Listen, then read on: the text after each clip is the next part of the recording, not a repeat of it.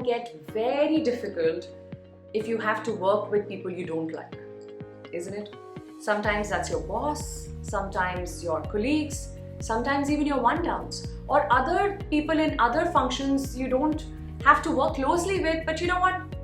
If you cross ways with them, it just takes away your peace and happiness, spoils your mood. You don't want to see a few faces. But let's face it, as we grow up the corporate ladder, we've got to be working more closely with more number of people. In fact, 80% of our success is a function of how well we get along with people, our people skills. It's only 20% or sometimes as low as 15% of technical skills that adds up to our success. Which means we've got to learn the art of connecting with people. Sometimes these disconnections are so grave that they start building stress. It becomes very stressful to work with these people. It becomes stressful because you're not able to achieve what you want. You know you have everything to get there, but you can't do this alone. You need other people and they are not participating. They are not contributing. They are not supporting you. How do you then let go of this stress? How do you make things happen in your favor? Let's start by accepting that we alone cannot be successful. We've got to learn how to be inclusive if we want to be exclusive. And with that willingness in place, here are 3 things that I want you to ponder over and then bring to life with the new learning and clarity. We've got to understand the difference between a few terms. And before I go into that, I want you to reflect upon which term do you identify with more and which term are you probably using incorrectly. The first difference to understand if you want to reduce stress because of relationships is to know the difference between being friends and being friendly. You don't have to be friends with everyone you work with. And you can choose not to be friends as much as you can choose to be friends with them. It's a very debatable space. Like a lot of people think that, it's not a good idea to make friends at workplace. We should have friends outside the office. And a lot of other people believe that it's very important and human to be friends with people. So that you can just be yourself and you don't have to put an image all the time if you go to work. I will leave that choice to you. But what's important to understand is that even if you don't want to be friends with people, you've got to find a way to be friendly with them. And being friendly with people means being polite with them, being respectful, allowing them to be who they are without you creating a judgment of who you think they are or should be. Being friends is a choice. Being friendly could be a very conscious decision. And the more you learn how to stop judging others, the easier it gets to be friendly with everyone around you, everyone you need to work with. The second difference to understand is the difference between liked and being a pleaser. Being liked by other people is absolutely alright. In fact, very important because it is one way to influence other people. But you don't have to become a pleaser for that. A pleaser is somebody who is desperate to be accepted and hence puts on an image which is more acceptable.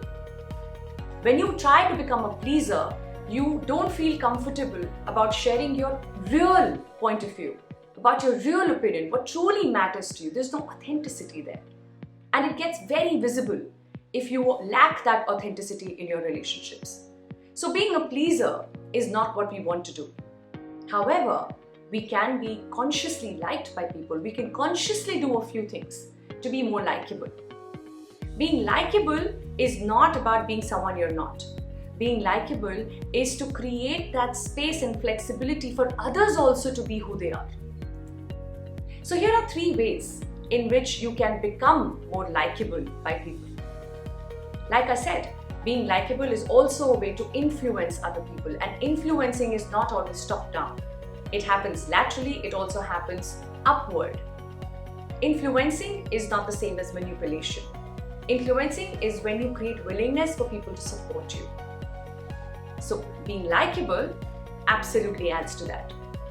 Here are 3 ways that I would like you to consider to become this more likable person than you already are. The first is to give genuine compliments to people. There is always something nice to say about everyone around, as long as you're willing to look for that. So genuinely reach out to people and share a compliment whenever you think you have something to say. The word genuine is the key here. The second way to be more likable is to find what other people like. It's always better to be interested in other people than trying to be interesting yourself. So see if you can find out something about these people you work closely with. What do they like? And then bring those topics into your conversation. Well, fortunately in today's world, everybody has a digital footprint. If you're really willing to learn something about someone, well, there are multiple ways to do that. And the third way to be more likable is to see what is common, what is a common interest between you and the other person. And then bring that into your conversation. See if you can share some learning source, some interesting resource that can help them to go deeper into this subject that they already like. When you bring in to conversations things that are beyond just the shop talk, beyond the transactions, is when personal connection happens. And that is what makes people like you and makes you like them in return. And the third difference to understand is the difference between conversations and gossips. Gossiping is the most self-damaging act you can indulge in. And yes, I know it's another controversial space. Everyone likes to gossip. It turns out to be a very easy and happy banter, and it just kind of makes people believe that you're breaking ice with them. You know, you are now kind of turning around and going on the same side of the table if you're able to gossip. Well, let me break this news out to you. As hard as it is true that gossiping always catches up. And more often than not, in times when you're least prepared. Staying away from gossip also helps you to manage office politics to a great extent. So see if you can avoid indulging in gossip, which in simple words means talking negatively about someone who's not in the room. Simple. If that person is right there and you have something to say, you could say it out with some laughs baked in. But if you have something negative to say about someone who's not in the room, well, my advice is to avoid that. That doesn't bring an end to conversations. Conversation is about a discussion. It's exchange of ideas. It's sharing interests. It's willingness to know and learn about the other person. It's a very important skill to learn and master.